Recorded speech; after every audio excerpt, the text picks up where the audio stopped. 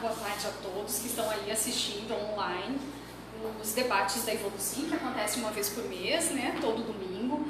Hoje a gente vai ter uma convidada mais do que especial, a professora Carla Giuliani, que por sinal adoro muito o trabalho dela. Então ela é médica, pós-graduada em psicologia positiva. Ela é professora da Conscienciologia já bem veterana, né, Carla? Desde 1997. Atualmente ela está no CAEC, tá voluntariando, e ela é especialista em grupo karmologia. E hoje a gente tem aí o prazer de trazer essa especialista para falar sobre essa temática. Carla, seja bem-vinda ao Evolucim, fica à vontade, o pessoal online, só mandar as perguntas, às vezes a gente vai demorar um pouquinho na resposta, mas a gente responde, tá bom? Beleza. Obrigada, Lívia. Pessoal, obrigada pelo convite. Boa tarde a quem estiver nos assistindo aí à distância. Boa tarde, pessoal. Então, a gente vai dar início à apresentação desse trabalho, que é o estudo do Grupo Karma, um estudo para a evolução pessoal. Tá? Então, vamos lá. Qual o objetivo desta apresentação? Estudar as interrelações pessoais que nos conectam na atual existência, considerando as experiências multidimensionais de cada pessoa.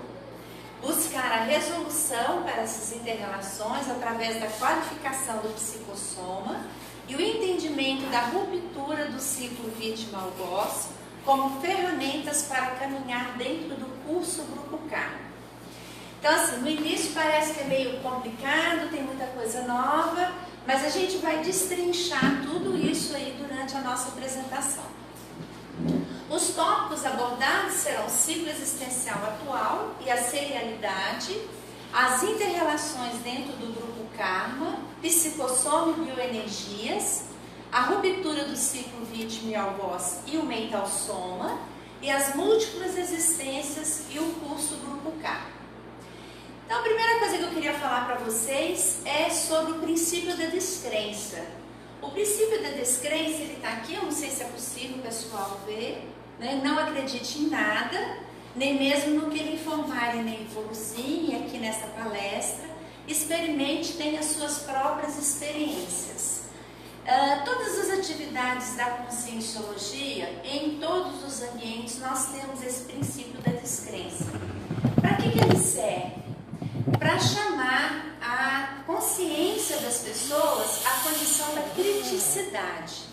Então, assim, aproveite esse momento, amplie as suas percepções, amplie a lucidez, o discernimento e sejam críticos. Nós já passamos muitas vidas seguindo outros grupos, fazendo as coisas sem saber o que a gente está fazendo. Essa época passou, essa época acabou e agora nós vamos fazer parte de um grupo onde a gente debate ideias, debate informações, debate experiências dos laboratórios. Então eu vou pedir a vocês a terem criticidade com todas as informações que a gente vai passando, ok? Um outro conceito que eu quero trazer para vocês é sobre o paradigma consciencial. Você sabe o que é um paradigma? É um modelo. É um modelo. O paradigma, ele é um filtro. É a forma como a gente explica as coisas que acontecem com a gente. É a forma como a gente justifica as experiências, as vivências que a gente tem. Então a gente tem grandes paradigmas e tem pequenos paradigmas. Eu, na condição de médica, vou trazer um exemplo assim, da área da medicina para vocês entenderem. Quando a gente vê, o médico vê um paciente, ele fala assim: esse paciente está doente porque teve aqui uma bactéria que ocupou esse corpo e a gente vai tratar desta forma com este medicamento. Aí suponhamos que tem um psicólogo que vai fazer a avaliação desse paciente, ele pode dizer, baseado no paradigma dele, o seguinte: olha, esse paciente ele teve um desarranjo lá emocional, que baixou a imunidade dele e aí essa bactéria então teve a oportunidade de adentrar esse corpo. Então assim, são paradigmas, são filtros, são formas diferentes de entender e de explicar a situação que a pessoa está vivenciando. Então o paradigma é um filtro, né? E aí a gente tem um paradigma consciencial. Quais são as bases do paradigma consciencial? são os múltiplos veículos de manifestação, ou seja, nós não temos só esse corpo, nós temos esse corpo de carne e osso, o sangue que passa por aqui, e a gente tem outros corpos também, outros veículos, o veículo energético, o veículo das emoções e o veículo do discernimento.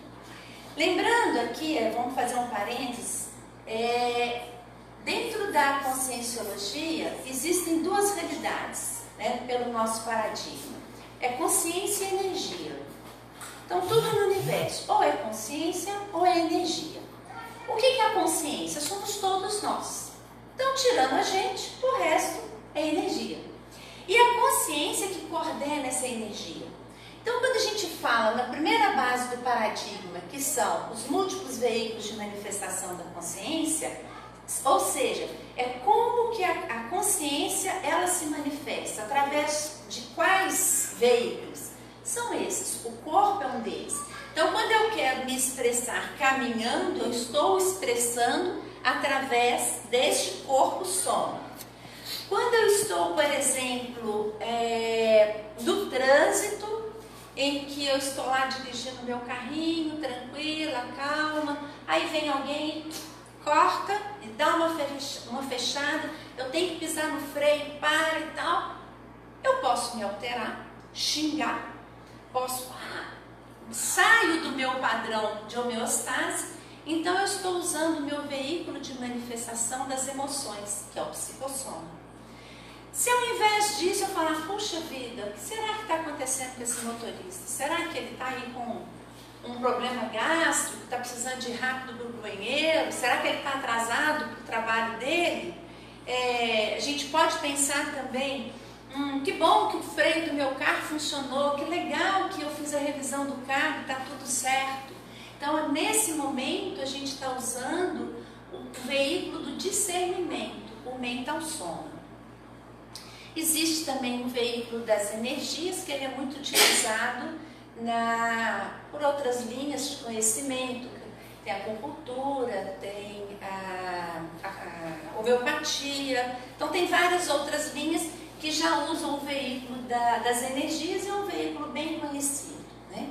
A gente aqui trabalha com as energias sem precisar de nenhuma ferramenta, nenhum amuleto, né? Nenhum suporte ali para a gente trabalhar com as energias, ok? Então, a outra base aqui do paradigma consciencial são as múltiplas dimensões, ou seja, a gente tem a dimensão intrafísica e tem a dimensão extrafísica. A dimensão extrafísica, a gente tem mais de uma dimensão, ela é estratificada, mas, de um modo geral, a gente pode dividir em duas grandes dimensões, a intrafísica e a extrafísica. As bioenergias, que estão relacionadas com um dos veículos de manifestação, que é o energossoma, mas as bioenergias, de um modo geral, a gente tem as energias imanentes e as energias conscienciais. As energias imanentes são aquelas energias que a gente tem pouca informação nelas. São energias que a gente vai encontrar na água, no ar, nas plantas, no cosmos, nos espaços interestelares, né? E a energia consciencial é quando a consciência que somos nós fazemos uso dessa energia e aí exteriorizamos a energia. Então, essa é a energia consciencial. Aqui tem uma coisa muito importante para falar, que é o seguinte: hoje no planeta Terra a gente tem aí bilhões de pessoas ocupando o planeta. E nós temos então bilhões de tipos de energias conscienciais.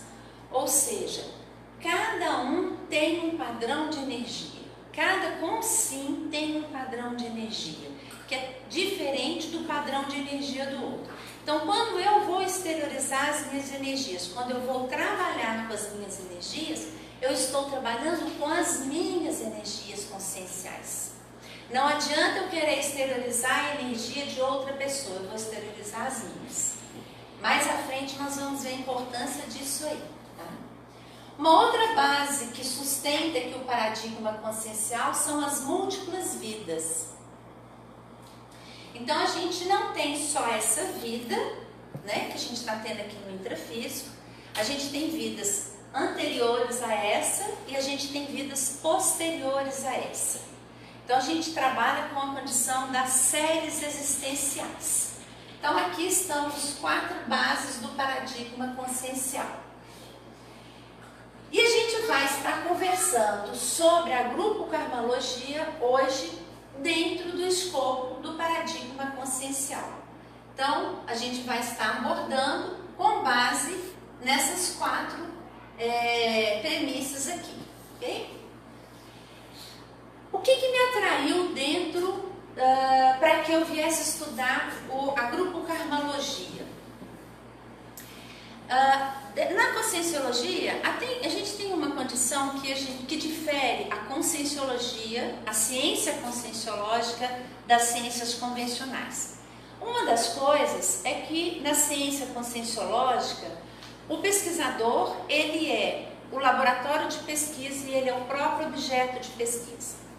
Então, quando a gente trabalha, quando a gente estuda a grupo-karmologia, ou seja, eu, enquanto pesquisadora, vou me estudar inserida dentro do meu próprio laboratório. Isso é uma coisa muito legal, porque às vezes as pessoas falam assim, mas eu não sou pesquisador. Qualquer pessoa pode pesquisar sobre o próprio grupo K, porque ela, dentro do paradigma consciencial, porque ela já tem um laboratório de pesquisa, ela já vai poder se avaliar e avaliar o contexto onde ela está inserida. Então, grupo-karmologia é uma área de pesquisa para qualquer pessoa, ok? Muito bem. Se eu estiver indo muito rápido, vocês me param, porque eu vou falando. Se tiver dúvida, vocês me param, tá bom? Eu queria saber o que vocês têm de informação, de conceito sobre o que é evoluir. A gente fala muito assim, eu estou evoluindo, eu estou aqui para evoluir. E o que é assim? O que é evoluir? Você sai de uma condição para outra. Melhor.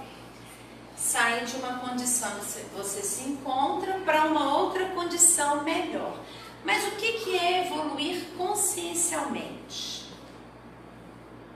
Você trabalhar os seus traços ruins, você buscar melhorar isso. Perfeito. Quando a gente faz esse trabalho, a gente está fazendo isso no dia a dia, para a gente chegar numa outra condição, se a gente pensar numa escala evolutiva, onde a gente vai considerar todas as vidas anteriores, a vida atual e todas as vidas para frente, no final da história, evoluir é um processo de maturação do psicossoma. Por que evoluir é um processo de maturação do psicossoma? É isso que nós vamos começar a entender agora. Esse é um conceito que eu coloquei como uma hipótese, tá? Então vamos ver aqui, vamos dar uma paradinha, daqui a pouquinho a gente volta lá nesse conceito de que evoluir é amadurecer o psicossoma. Vamos ver um conceito aqui do ciclo multiexistencial atual e a serialidade. O que é um ciclo multiexistencial? É um período onde a gente tem a ressoma, a chegada neste planeta para esta vida intrafísica, a gente tem um período intrafísico e a gente tem a dessoma, que é o descarte do soma, a morte biológica, e a gente tem o período extrafísico. Isso é considerado um ciclo multiexistencial, porque a gente tem existência intrafísica e extrafísica. O conjunto desses ciclos vão formando a série X. Então, o ciclo multiexistencial pode ser considerado uma unidade da série X. Quando a gente descarta o psicossoma, ocorre quando minhas emoções já estão bem elaboradas, trabalhadas e amadurecidas. Por quê? Cada vez que eu venho para essa vida, eu ganho um soma novo, aí eu vivo aqui dentro da vida intrafísica e descarto esse soma.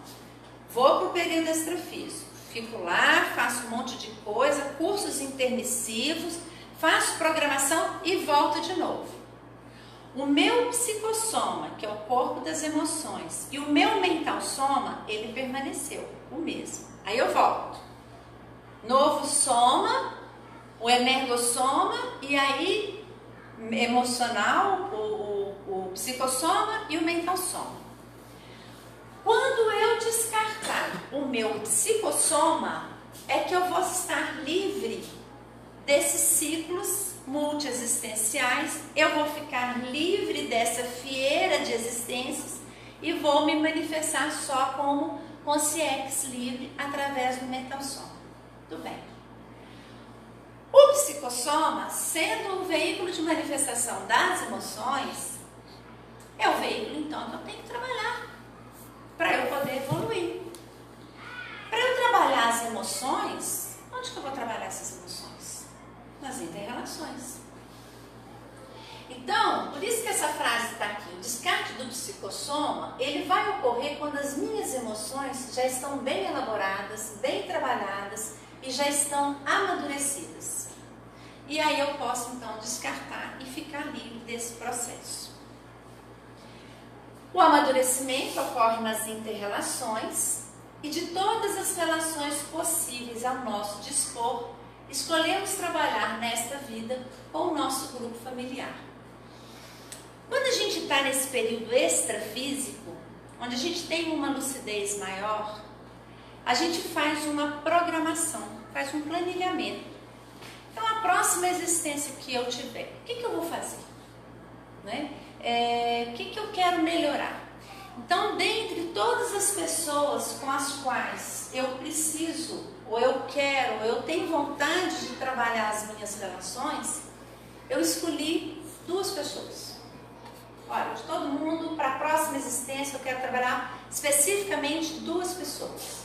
Olha, eu estou lá no extrafísico agora. Né? Olha que interessante, essas 2 pessoas já estão até casadas, estão juntas lá. E aí eu resolvo elegê-los como pai e mãe. No meu caso, eu tinha uma irmã mais velha. Então, eram 3 pessoas. Então, em tese, quando a gente faz uma programação de vida, se a gente basear nessa hipótese de que a evolução é a resolução das emoções para descarte definitivo do psicossoma, as primeiras relações que a gente tem que trabalhar são dentro do grupo karma. E as primeiras pessoas com as quais a gente vai estar trabalhando é exatamente o grupo karma familiar. Então vamos ver um pouquinho sobre as inter-relações dentro do grupo karma e o psicossoma.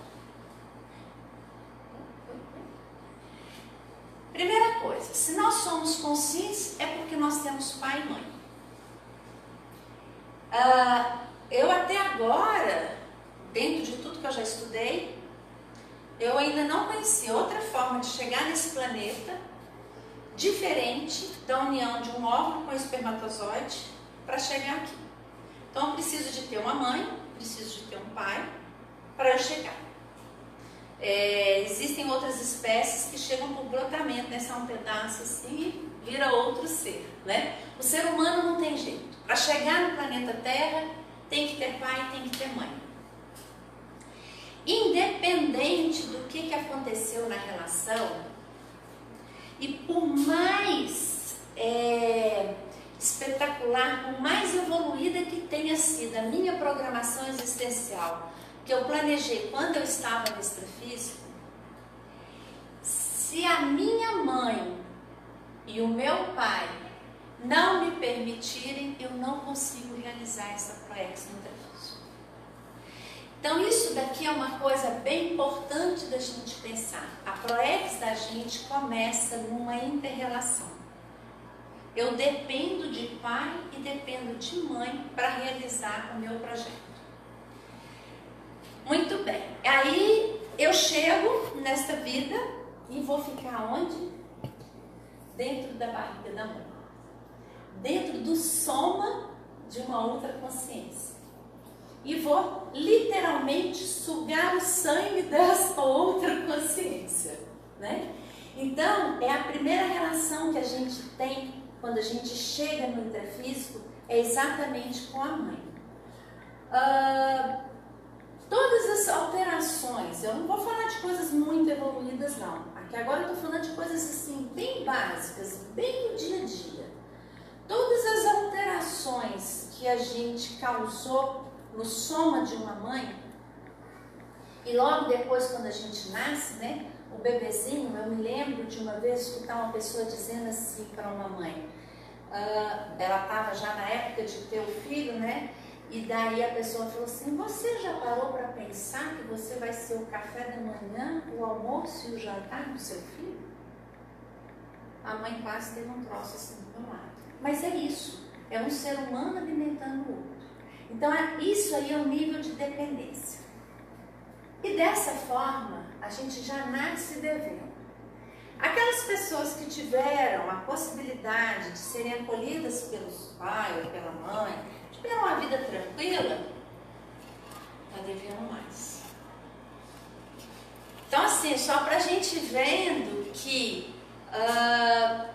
quando a gente tiver muitos problemas, vamos começar a pensar nessa possibilidade de que nós precisamos ser gratos aos nossos pais.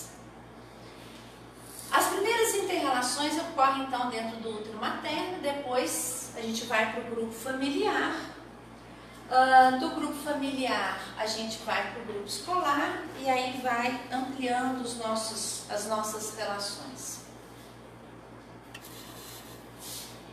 Nessas interrelações nós conversamos, trocamos experiências multimilenares, porque da mesma forma que nós temos experiências de outras vidas, todas as pessoas que estão convivendo com a gente também têm, inclusive o pai e a mãe.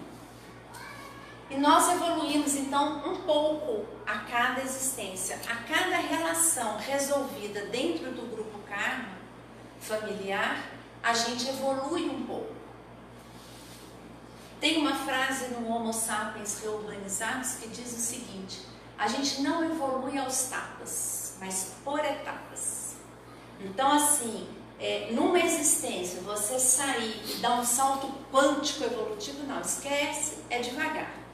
É muita vida anterior, muitas relações antigas para a gente recompor e poder sair dessa fieira aí de existência. E aí, pessoal, essa consciência aqui, ela tem uma história multissecular. Eu trabalho com ultrassom e assim, quando a gente põe lá a sonda na barriga da mãezinha e que aparece o bebê, todo mundo fica encantado com o bebê. Olha que lindo! E parece até que a história começa aqui. A história dessa existência. Então é muito importante a gente olhar para essa consciência e dizer o seguinte: ela tem uma programação de vida, ela tem história, ela tem múltiplas vidas anteriores e múltiplas vidas para frente. Então eu diria para vocês que esse bebê, aqui até um embrião, esse embrião é velho, é antigo. Se a gente pudesse pintar os cabelos, seriam cabelos brancos, tá?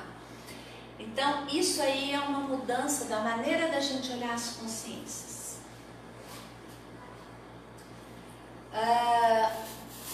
As crianças, elas expressam, saindo ali do bebê, eu estou passando bem rápido, tá? O nosso curso, ele é curto, mas a gente, numa outra oportunidade, a gente pode aprofundar todos esses assuntos aí. Isso é mais para trazer reflexões para a gente. O meu desejo aqui é deixar a caraminhola na cabeça de vocês, tá bom? Se eu conseguir, vai ser ótimo. Então, saltando um pouquinho da parte, da época lá da vida intrauterina para a infância. A criança, ela expressa abertamente o que ela sente. Ela é capaz de identificar as pessoas das suas relações anteriores, os seus algozes ou as suas vítimas. aquele bebezinho, aquele embrião que estava ali, ele criou vítimas, ele criou algozes, ele foi vítima e ele foi algoz. Até voltar aqui, ó.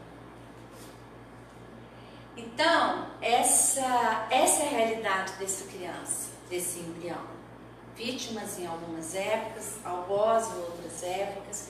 Isso chama evolução, tá? Então, quando a gente, nas nossas inter-relações, em que a gente tem lá um problema com o pai, com a mãe, com o irmão, o que for, é bom a gente lembrar, será que, qual foi a estrutura de vida, quais foram as experiências que eles passaram, que hoje nós estamos aqui revivendo todas essas experiências. E tem um detalhe muito importante. Se a gente escolheu esse pai e essa mãe, dentre todas as possibilidades que a gente tinha para resolver as relações, nessa vida a gente escolheu esse casal, é porque primeiro, a gente já teve outras vidas juntos, e é porque a relação com eles era a que estava mais premente de ser resolvida. Então ela estava mais à flor da pele, tá? Então, assim, as questões a serem resolvidas eram as mais vincadas. Então a criança, ela sabe direitinho algoz e vítima dela. Por quê? Porque ela não tem aquele crivo da educação formal, que às vezes a gente fala assim, não menina, não faz isso, ou não faz aquilo, né? Às vezes a mãe pega o bebê, põe no colo da tia, e a criança não se adapta naquele colo de jeito nenhum.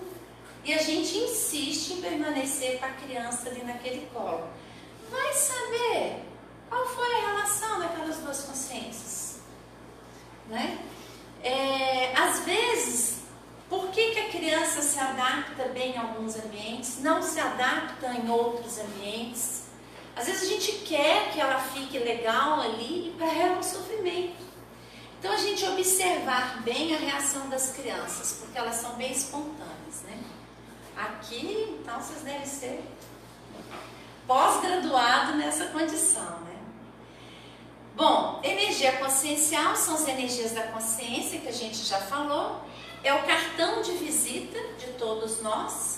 Dos bilhões de consciências que nós temos no planeta, nós temos bilhões de energias conscienciais que cada um tem a sua. E a gente vai carregando isso vida após vida. Então, assim, seja no intrafísico ou no extrafísico, a gente consegue se identificar pelas energias, ok? Então, olha a expressão das crianças e me digam se elas falam ou não falam com a gente. Ó. Né? Então, assim, essa aí é uma situação em que pais, professores e educadores têm uma responsabilidade de olhar além, olhar mais profundamente para as reações dessas crianças, porque elas estão nos passando informação das outras vidas delas, e muitas vezes a gente está largando para lá, tá? Muito bem, a família. Dentro do nosso grupo familiar, nós vamos então conviver com as nossas vítimas e os nossos algozes. Tá tudo junto, gente. Família grande então é o máximo, né? Evoluímos com todas as marcas, sejam marcas que a gente lembre ou não lembre, marcas do que nós vivenciamos nas relações com essas pessoas em outras vidas. Ninguém é santinho nessa vida, tá bom? A gente está só tentando recuperar as coisas que nós fizemos. Todos nós já erramos muitas vezes, já acertamos muitas vezes, criamos laços fortes de amizades e de desavenças. Em algumas situações fomos vítimas e com algumas pessoas nós fomos algozes. Nós temos condições aquela velha expressão, amor à primeira vista, né? A empatia à primeira vista. Muito importante a gente não confundir a condição da afinidade. A relação vítima e algoz, ela às vezes é tão entrelaçada que a gente acha que foi amor à primeira vista, mas às vezes foi sofrimento. E a gente entende hoje só essa aproximação, não entende o que foi que trouxe essa aproximação entre aquelas duas consciências. Então existem casos em que essa condição de sofrimento, e aqui tem alguns exemplos aí de relatos, em referências bibliográficas e tudo mais, em que o sofrimento foi cada vez mais aproximando essas pessoas, e quando elas se encontravam na outra vida, elas sempre achavam, elas se reconheciam, mas entendiam que aquele reconhecimento era amor, e permaneciam juntas, e sofriam de novo, e eram uma maltratando a outra de novo. Então assim, a gente também ficar atento para a condição assim, da criticidade, da observação, da gente se conhecer mais, da gente conhecer a nossa história e ver como de fato são as interrelações que a gente tem. Ok? Dúvidas, pessoal? Podemos caminhar, né? Então tá. Como é que a gente faz para sair desse ciclo, então, de vítima e algoz? É a gente buscar autoconhecimento, entender as outras pessoas, considerando que elas também têm muitas experiências trazidas de outras vidas. Como é que pode um pai ou uma mãe que foi serviçal de um guerreiro samurai, e hoje esse guerreiro é filho desse casal, e esse casal precisa de falar com o filho assim: meu amorzinho, arruma a cama. Não vai ser fácil, tá? Então, a gente procurar entender quais são os indicadores que a gente tem de quem foi essa consciência que hoje é o nosso filho ou a nossa filha, quais são os trafores desta personalidade do passado, e que a gente pode, com esses trafores, ajudar na educação dessa consciência. Tem uma situação, bom, eu tenho uma filha de 22 anos, né? E isso tudo aí a gente viveu junto. E tem uma situação que nós passamos, que foi o seguinte: nós estávamos num lugar público e tinha uma moça tocando guitarra, né? Artista de rua. E o artista de rua, ele trabalha com põe lá o chapeuzinho, né? E nós paramos. Bom, tanto eu quanto ela temos um passado forte na nobreza, bem forte. E aí nós paramos e ela falou para mim assim: mãe, eu gostei muito do trabalho dessa moça. Eu falei: que ótimo. E eu já vinha trabalhando, ela também já estava com consciência, ela já era adolescente, de que a gente precisava trabalhar um pouco dessa parte da nobreza. Que tem muitas coisas positivas, mas algumas coisas precisam ser trabalhadas para a gente poder evoluir. E aí eu falei com ela: filha, sabe para que serve aquele chapéu ali? Não, aquilo ali a moça trabalha, tocando, e as pessoas, então, gostando do trabalho delas, depositam o dinheiro ali. Você quer doar o dinheiro? Não. Filha, pode ir lá. Não, mãe, eu não consigo. Bom, você está lembrando que traço é esse, filha? Sim, mãe. Mas está difícil. Então tá. Então vamos aguardar. E aí ficamos as duas paradas ali, escutando a moça tocar. De repente ela falou para mim assim: mãe, eu vou, mas eu não quero o seu dinheiro, eu vou colocar o meu dinheiro ali. E aquilo, pessoal, é assim, para quem está trabalhando um traço, é um esforço, vocês não têm ideia. Então, para aquela ex-nobre sair da posição em que ela estava, pegar o dinheiro dela, agachar, se curvar fisicamente e depositar aquele dinheiro ali, foi um esforço, mais do que carregar uma enorme pedra. E ela voltou, e aí teve o resto da situação, né, que foi até uma coisa que depois eu fui questionar, porque até então ninguém tinha posto dinheiro. A hora que ela faz isso, as pessoas começam a depositar dinheiro. Ainda eu pensei assim, ixa, será que é a turma da época dela, né? Então depois que a nobre vai, as outras pessoas também vão. Mas enfim, isso aí foi uma elucubração da minha parte. E o que eu tiro de mensagem disso? Paciência, tem que esperar um momento, tem que atualizar, porque nós estamos nessa vida, agora é pai, mãe e filho.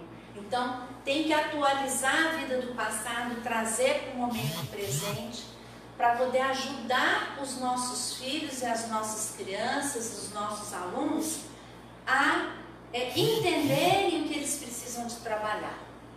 Então, entender que a gente, podendo conhecer as histórias ou levantar hipóteses de quem essas consciências foram no passado, vai ajudar muito nessas inter-relações.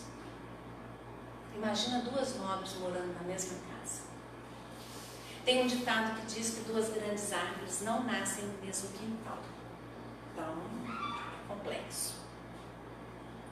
Então, pessoal, nós não somos tábula rasa, mas é possível. Eu acho que eu já vou conseguir plantar duas árvores novas no mesmo quintal.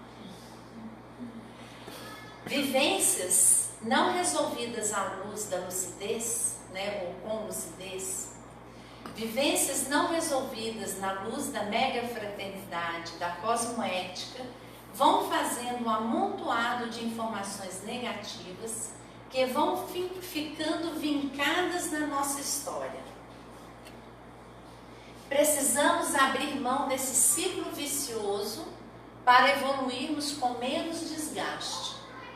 O passado já passou, o que ocorreu não existe mais, o que existe é o registro da emoção. Hoje podemos escolher o tipo de emoção que queremos ter em relação às outras pessoas e em relação a nós mesmos. Então, assim, meu pai me somou quando eu tinha 15 anos, numa situação não natural. O que ficou? Como que eu lidei com essa dessoma? Como que eu lidei com essa ausência? É isso que fica. Eu posso escolher sentar e chorar e me colocar numa condição de vítima para o resto da vida. Porque eu não pude fazer isso porque eu não tinha pai, porque eu não pude fazer aquilo porque eu não tinha pai, porque eu não tinha pai, porque eu não tinha pai. Eu posso levantar, arregaçar as mangas, não tem pai não, que ótima oportunidade. Vou aprender a desbravar o planeta por mim mesma. Vamos em frente, vamos caminhar.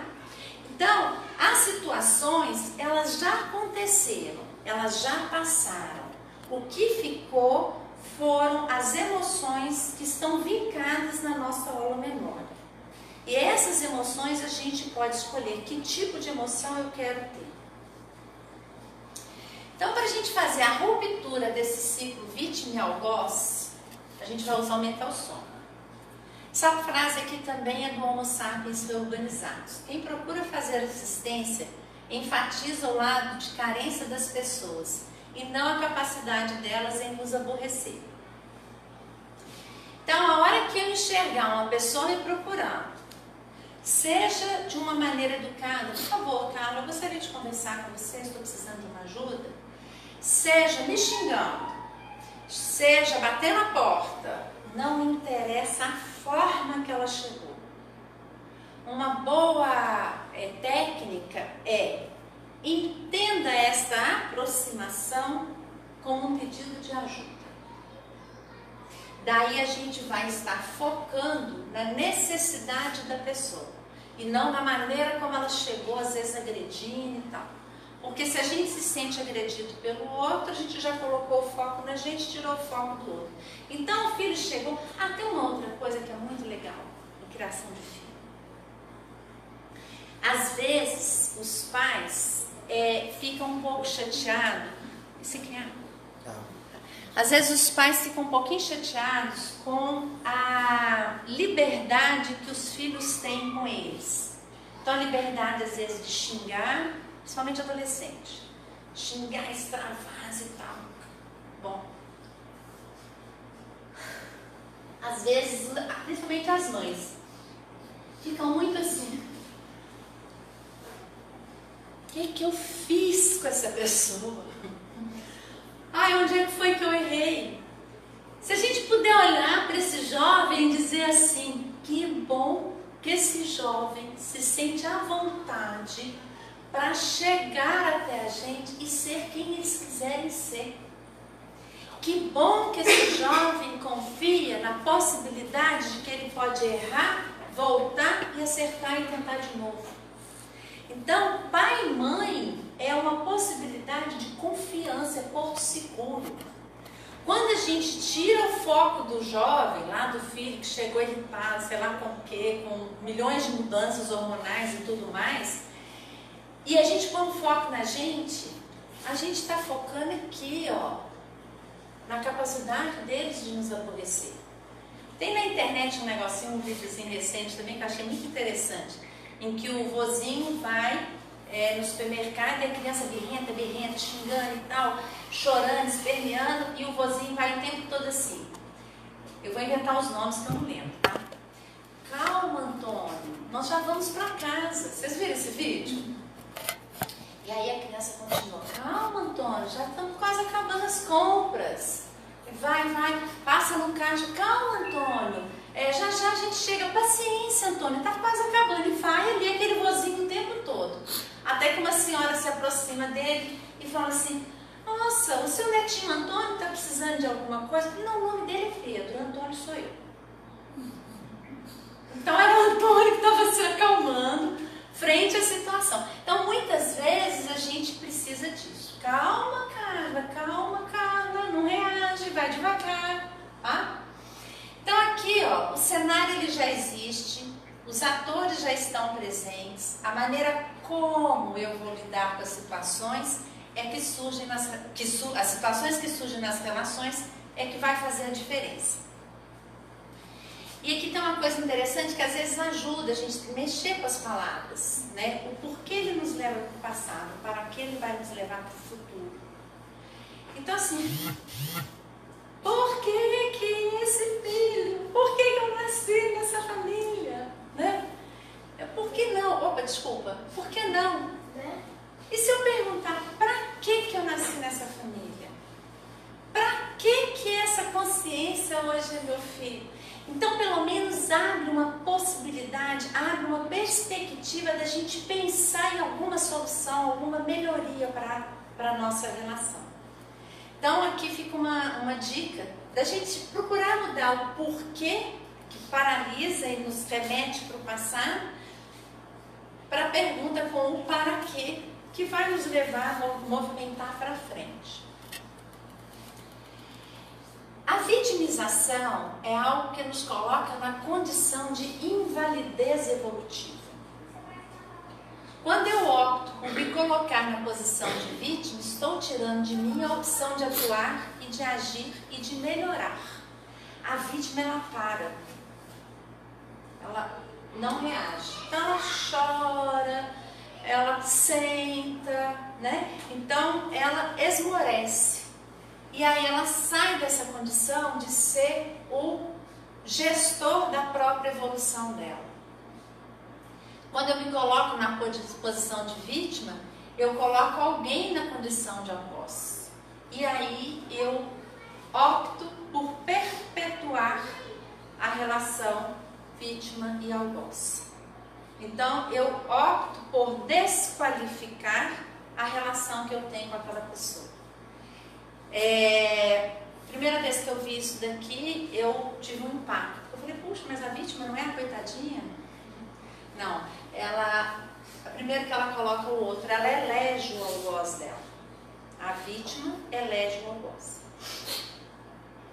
Tem um relato de um livro que eu estou lendo atualmente, em que é a história de uma criança ela tem 7 anos e aos 3 anos ela teve um trauma muito forte, que envolvia outras pessoas no contexto, e aí ela está no atendimento terapêutico dela, lá aos 7 anos de idade, e o terapeuta faz o seguinte comentário com ela. Quando a onda do mar vem até a praia, você tem como parar a onda? Não. Quando você está no piquenique e aí começa a chover, tem como você parar a chuva? Não. Quando você vai escrever alguma coisa, tem como você escolher o tema que você vai escrever? Tem. Quando você está pensando, tem como você escolher os seus pensamentos? Tem. Então, o que te aconteceu aos 3 anos de idade, ela foi vítima lá de uma situação, você não tinha controle sobre aquilo. Hoje, você tem controle do que você quer pensar sobre o que te aconteceu naquela época. Então, a gente definir assim, o que está acontecendo comigo agora, dentro do ciclo vítima e algoz. Eu quero parar com esse ciclo? Eu quero melhorar essa relação? Eu quero sair dessa condição? Porque daqui a pouquinho, biologicamente, cronologicamente, essa vida vai acabar. E eu, nesse período extrafísico, eu fiz uma programação de resolver minha relação com essas pessoas. Eu tenho aí quanto tempo? 50 anos, 60 anos, 70 anos? Vamos esticar o máximo. Eu tenho 100 anos para resolver essa relação. Porque tem uma máxima que diz o seguinte: tudo passa. Tudo vai passar. Se não passar, né, e resolver nessa vida, passa dessa para uma outra vida. Mas tudo vai passar. Então, assim, pode ser que se eu não resolvo nessa vida, esta relação, ou se eu pelo menos não amenizo essa relação nessa vida, ela vai ficar para uma próxima. Pode ser que eu piore essa relação. Ela vai ficar para uma próxima. Então, assim, se hoje o que me uniu a pai e mãe, irmãos, foi uma coisa tão forte, que a gente chega a ter a mesma genética, as mesmas células deste soma, de tão forte que é essa relação, à medida que eu vou resolvendo isso, essa relação ela vai começando a ficar mais suave. Pode não estar toda resolvida, mas numa próxima vida, vai que a gente vem assim como vizinho, colega de trabalho, né? A gente já fica liberado para resolver relações bem incrustadas com outras pessoas. Então, assim, sair da condição de vítima é uma coisa muito importante. A vítima é a pior pessoa para fazer justiça, mas é a melhor pessoa para perdoar. Por quê? Porque ela conhece o algoz dela nos detalhes.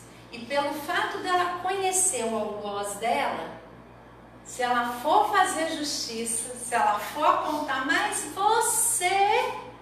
Não, ela conhece bem demais. Recolhe o dedinho, acalma suas energias e perdoa. Você é a pessoa que tem a maior condição de falar assim: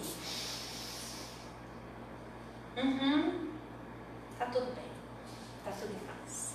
Apesar de tudo, tá tudo tranquilo.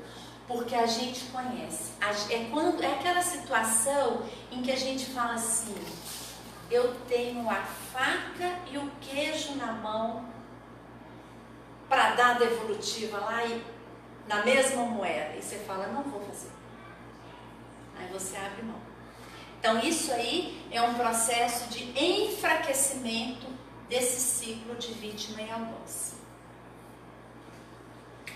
E aí, esse processo de enfraquecimento do ciclo vítima e algoz vai fazer a gente caminhar evolutivamente dentro do curso Grupo K. o curso Grupo K, que são estágios da consciência dentro do grupo consciencial evolutivo. Então, quando a gente evolui, desde lá a época do vírus, até aquele estágio que a gente vai descartar o psicossoma e virar uma consciência livre, a gente passa por esses 5 estágios de evolução, que é chamado de curso Grupo K. Então, o primeiro estágio é o estágio da interprisão. Nessa fase da interprisão, olha lá, é uma fase de marginais da evolução lúcida. As pessoas têm certezas absolutas sobre o que faz, sente-se com direito a tudo aquilo que demanda, não aceita heterocríticas. Essa postura gera os grupos de extermínio, as máfias, as inquisições, os técnicos em torturas humanas, as guerras, terroristas e genocídios. Quando a gente começa a ler esse primeiro parágrafo, que a gente até se inclui nele, né? Puxa vida, eu tenho tanta... não aceito heterocríticas, né? Eu sinto-me com direito a tudo aquilo, eu quero isso, tem que ser agora. Então, a chefe da nobreza aqui é tudo agora, né? Aí você fala assim, mas aqui está a turma da máfia, da Inquisição, tarará, tarará. Bom, então peraí, será que eu estou nesse grupo ou eu não estou nesse grupo? Como é que é esse negócio? Né? Então, isso aqui é pra gente, quando a gente vai olhando essas etapas, a gente vai entendendo que a evolução não acontece aos tapas, mas por etapas. Então, nós podemos ter resquícios de comportamento, de etapas iniciais, e estamos em processo evolutivo.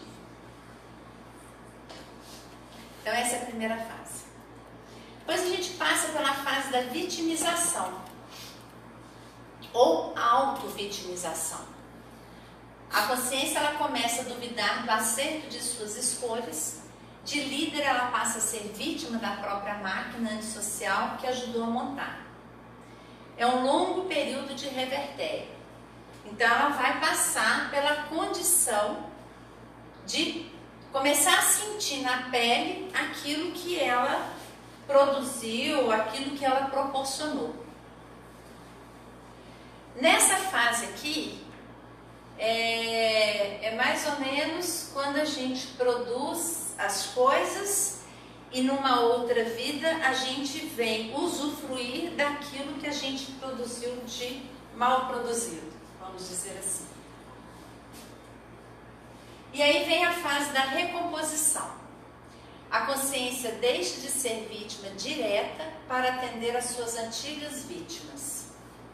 Pouco a pouco recompõe os destroços de seus desmandos.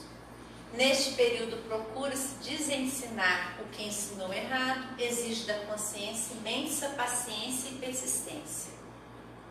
Ocorre a amortização evolutiva. Existe um verbete com esse nome aqui, ó, amortização evolutiva. Vale a pena ler. Com atendimento às antigas vítimas, e a amortização evolutiva, ela vai fazer resgates evolutivos. Amortização, você sabe o que é, né? Negócio da dívida. Você está devendo, você vai pagando devagarinho, né?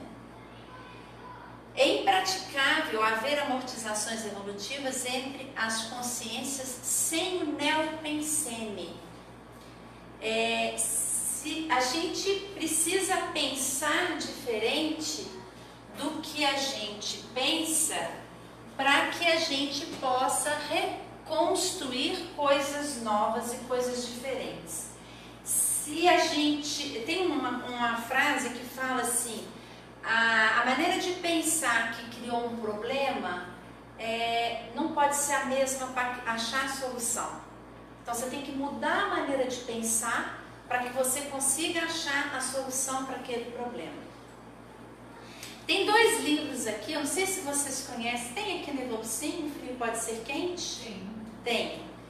Esse livro aqui, ele é muito legal para, eu sugiro aí para quem estiver nos ouvindo, se quiser dar uma olhada, é um livrozinho simples, mas é um livro que para o adulto também ele é muito bom, porque ele dá a opção para a gente de ver assim, que a coisa não é tão óbvia, né? Então, Tem até aqui a do remédio, a colherzinha do remédio, que é o pouquinho. Deixa eu ver se eu acho ele aqui. Aqui, ó. Como será que pode uma colher cheia de doce parecer tão pouquinho que não dá nem para sentir? E cheia de remédio ficar tanto que não dá nem para engolir? Então, um pouquinho, né? O pouco pode ser muito, o quente pode ser frio. Então, 1-0 no jogo de futebol é pouquinho, mas é o que ganha o campeonato. Não precisa de mais do que um gol de diferença. Então, isso daqui ajuda a gente a criar neossinapses. E tem esse outro aqui, tem aqui também? Não. Esse aqui é muito legal. Esse amplia a condição daquilo que a gente está vendo. Ele vai trazendo imagens, e aí essa imagem você distancia dela, aí você vê que é a crista do galo. Aí o galo, você vê que ele está no muro, dentro de um outro contexto.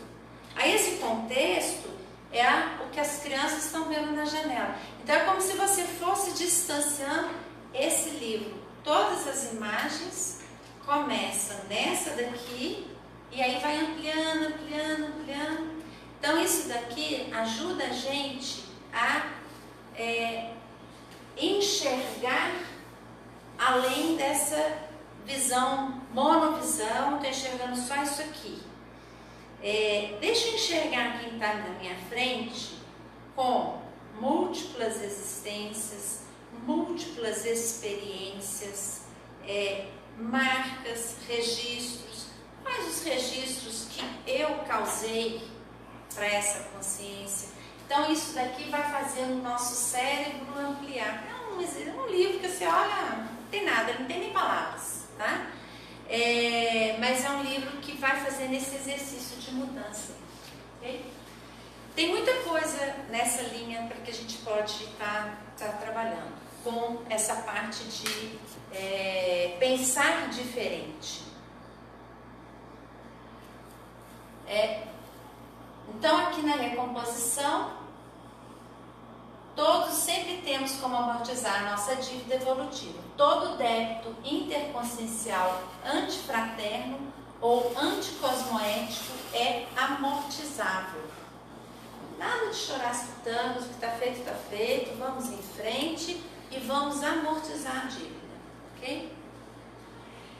Aí a gente entra na fase da libertação. Aqui a consciência ela já consegue discernir luz no fim do túnel, vive trechos de maior alívio das pressões assediadoras, conscienciais e seculares, é a fase de alívio da libertação do egocentrismo, adquire maior espírito de humanidade e aí ela entra na reta final, que é a reta da policarmalidade, onde a consciência já não pede mais para si, quer cooperar acima de tudo na fase da policarmalidade. A Terra, o planeta Terra se transforma numa escola evolutiva, não apenas deseja aprender, mas ela quer ensinar o que ela pode. Descobre universalismo, Tales, que é a tarefa do esclarecimento, o discernimento, a holomaturidade, a cosmoética, a condição de desperticidade e, por fim, o policarma vivido. Então, esse aqui é um gráfico. Quem me mostrou esse gráfico a primeira vez foi o professor Roberto Almeida.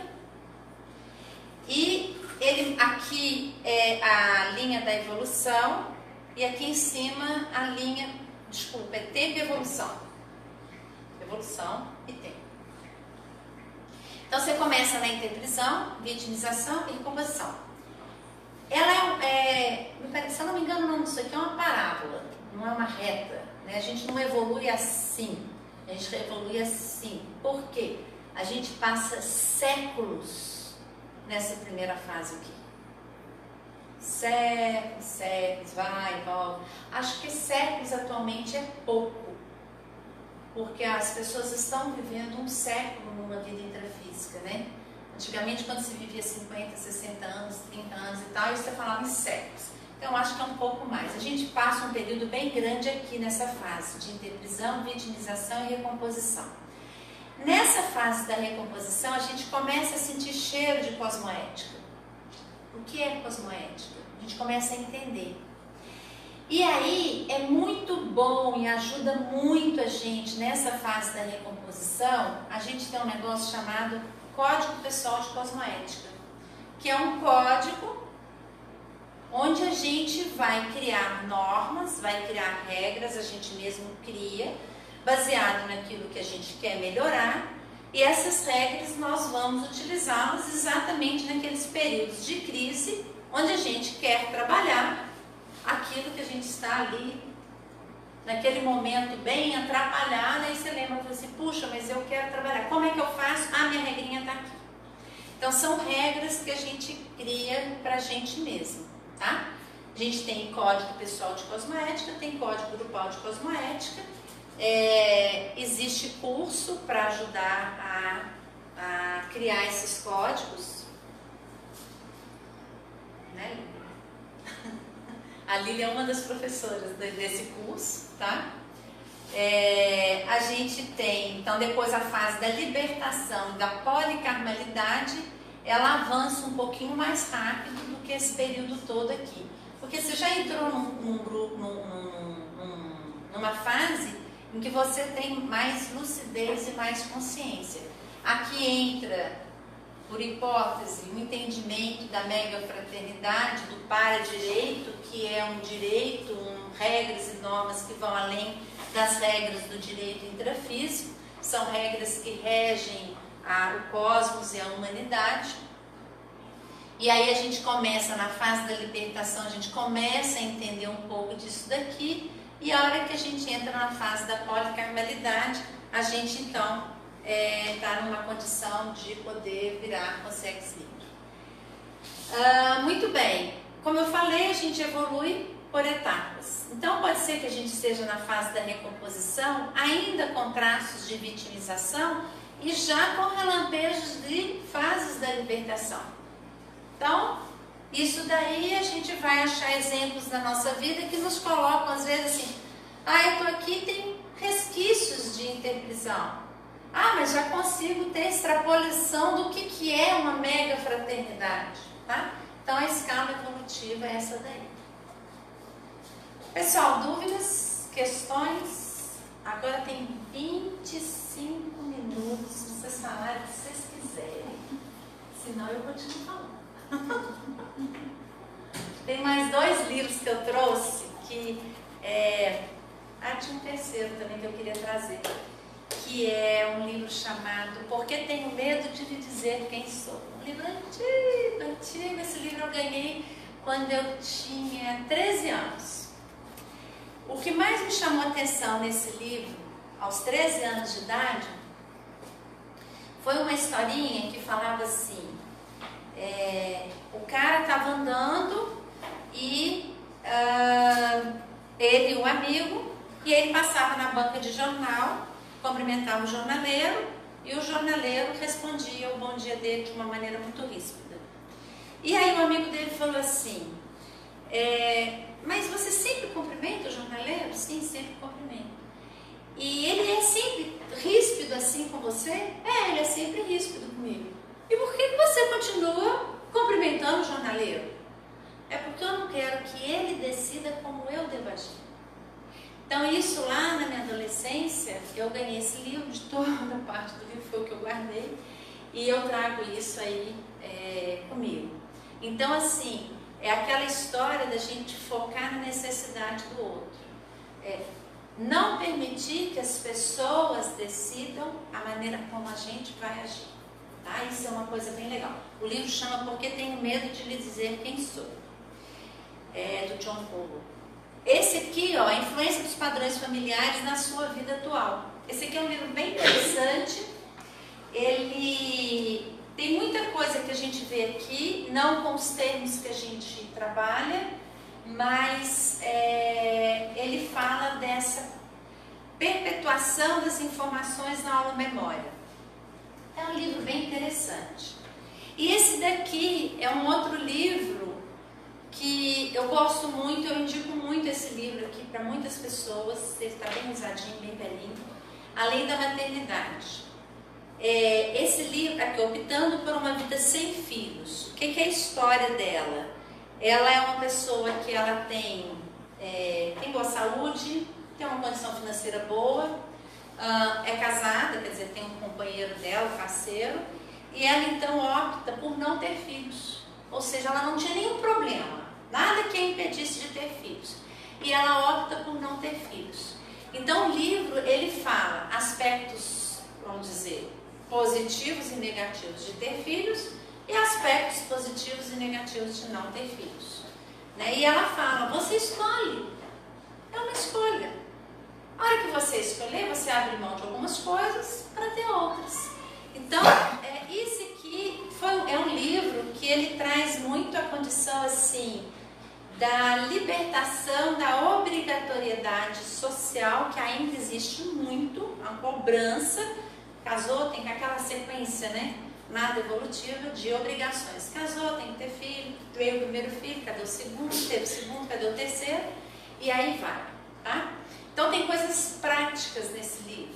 Coisas do tipo assim, ela é filha única. Então quando ela não tem filho, ela não dá a oportunidade da mãe dela ser avó. Ela não precisa de ter uma vida que ela se preocupe com a subsistência do herdeiro. Ela pode trabalhar e cuidar só dela mesmo. Depois ela vê o que vai fazer com o dinheiro que ficar. Ela fala, mas também eu vou chegar em casa e nunca vou encontrar uma carinha sorridente para mim. Né? Ela fala assim, ela é pesquisadora, então ela pode pesquisar, ela tem mais tempo para pesquisar. Mas também ela nunca vai ser questionada nos valores dela. Não vai ter alguém ali enchendo a paciência dela, dia e noite, noite e dia, ela tendo que educar, ela não vai ter responsabilidade por um outro ser humano. Então, essas colocações ela faz ali e traz assim para a gente pensar e sair dessa condição. Ok, pessoal? Dúvidas? Não é possível. Eu não acredito. Tem dúvidas aí? Tem como ter dúvidas aí? Hã? Aqui não tem nenhuma agora. Nenhuma dúvida. Hã? Por enquanto não. Por enquanto não. Tá Carla, bom. é possível só você mostrar na câmera os livros que estão pedindo? Como é que eu faço isso? É aqui? Isso. Então, assim fica fácil? Tá ótimo. Olha aí. Só ir passando.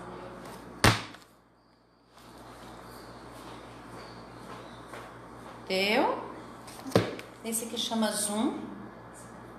Só isso, esse aqui é o das figurinhas, né? Dos desenhinhos. Esse livro, se olhar na internet, tem... Dá para baixar ele da internet, tá? E esse aqui também é bem legalzinho. Ok? Muito bem, pessoal. Estou à disposição de vocês. Esse momento é o momento do silêncio. Eu custei aprender a trabalhar com silêncio.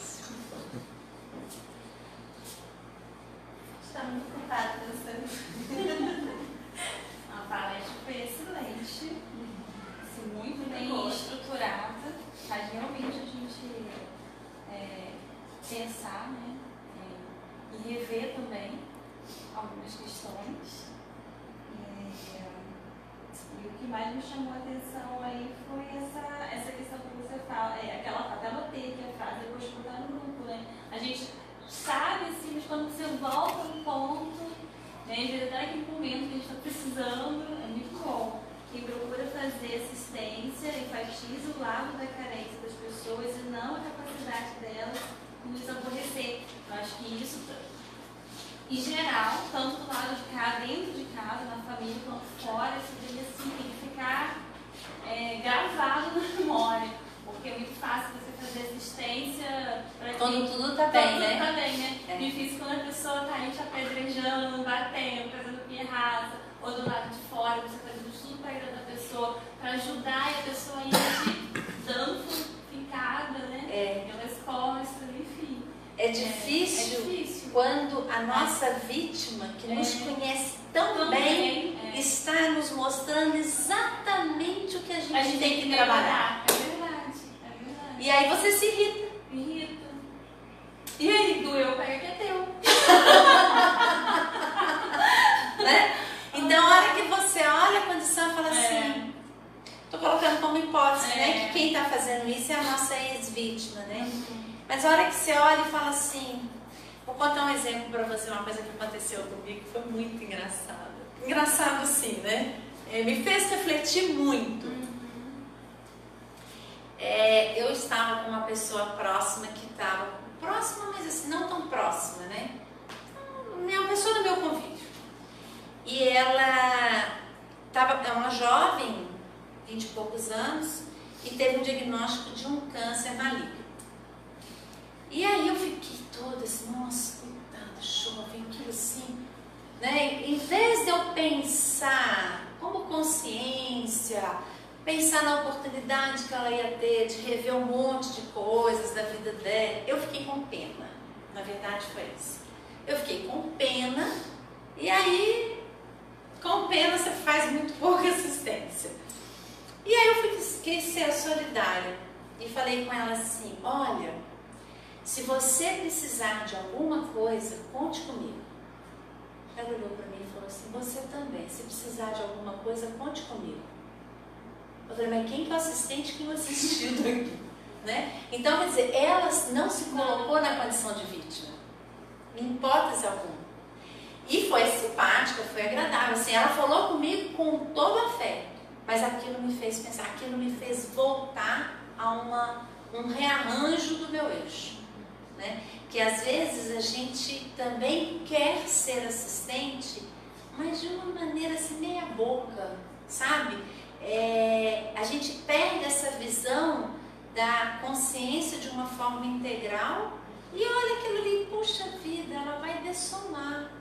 Até isso a gente esquece, né? Então assim, ela precisa de cuidados, ela precisa de afeto, ela precisa de carinho.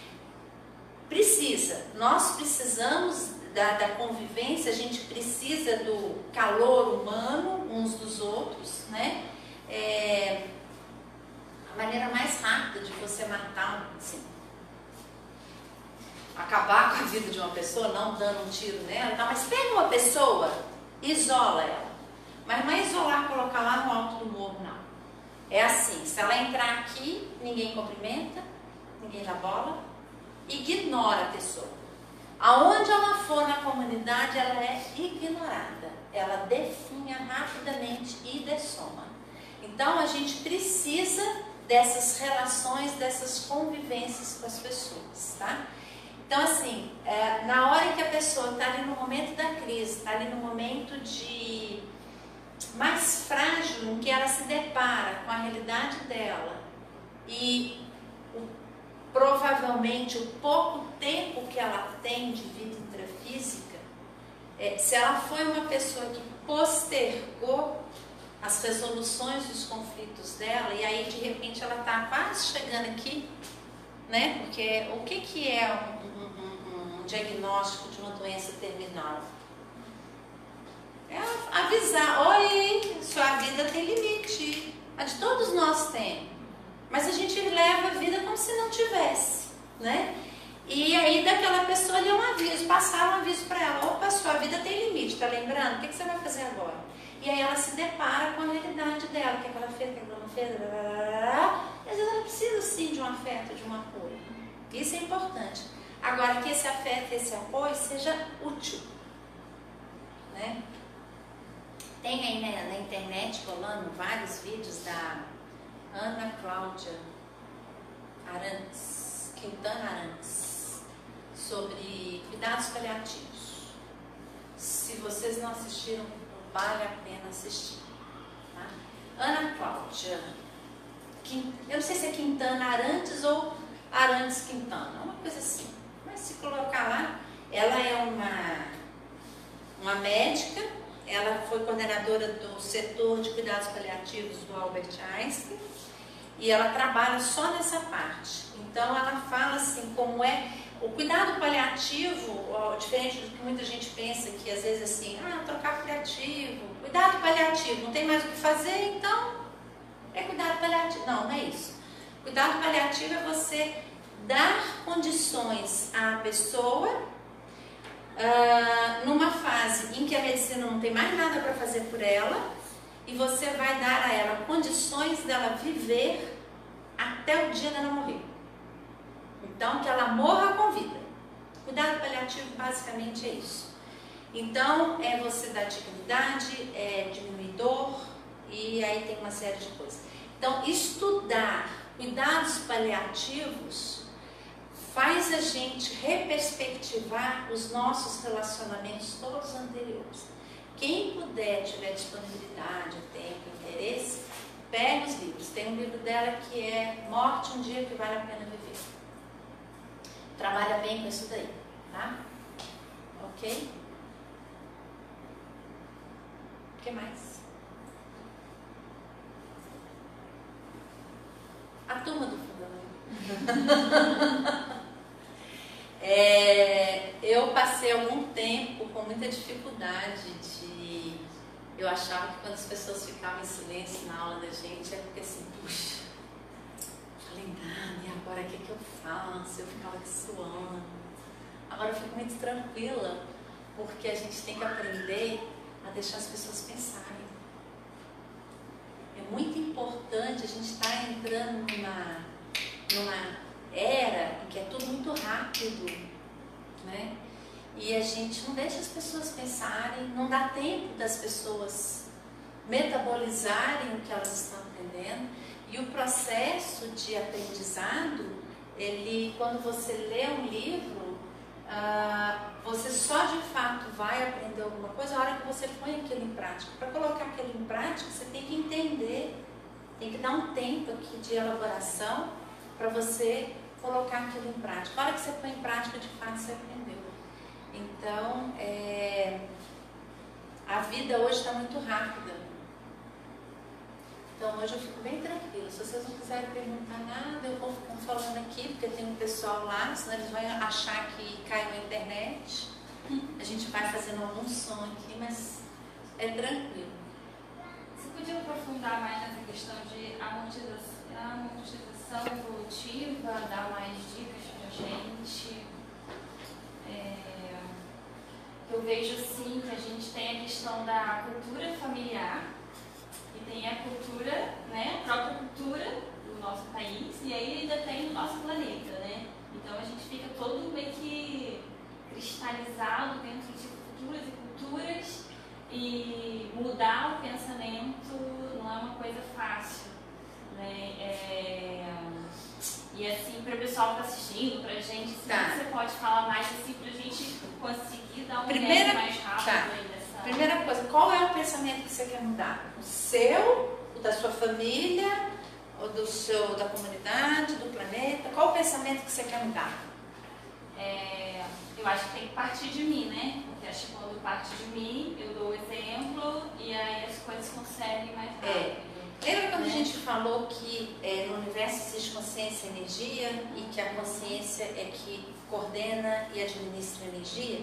Então, a gente tem domínio sobre a gente. Baseado naquele primeiro princípio, quem está na minha frente também é consciência. Então, ela domina lá o espaço dela. Se eu fizer a mudança no outro, eu estou fazendo um estupro evolutivo, né? Então, assim, eu me mudo. Se isso servir para alguém, beleza. Se não serviu, a vida é beleza ou paciência. Serviu, beleza. Não serviu, paciência. Então, assim, mas o mais importante é a gente.